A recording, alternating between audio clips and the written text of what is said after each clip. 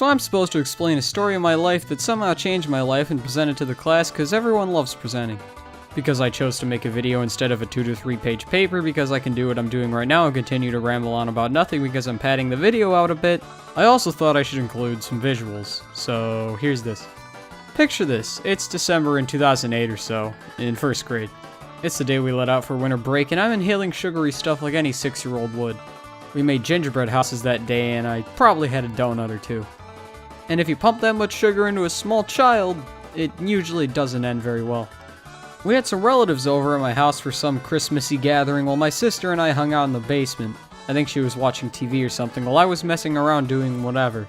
When I suddenly got the bright idea to pull off the greatest of stunts. 6-year-old me planned to jump off a table and onto an exercise ball, then somehow bounce off said exercise ball unscathed. Because if there's one thing I was known for back then, it was for being an acrobat.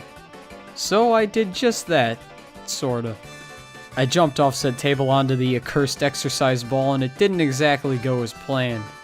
Something that I failed to account for in my sugary stupor before I attempted this stunt is that exercise balls are not very heavy and don't stay perfectly still when you attempt to stand or jump on them.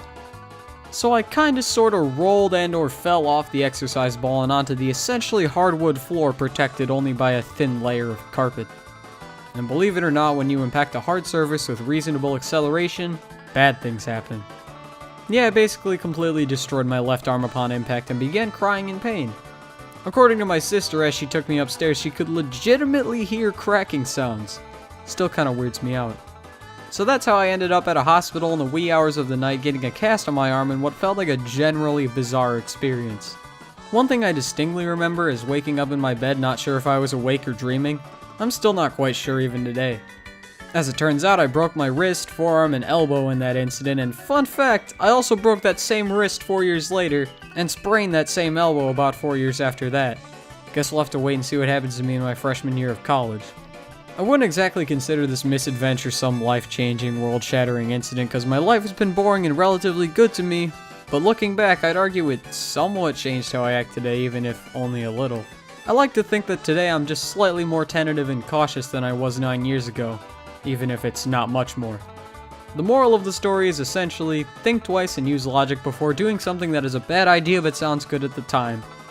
Like attempting to jump onto an exercise ball. This is so bad.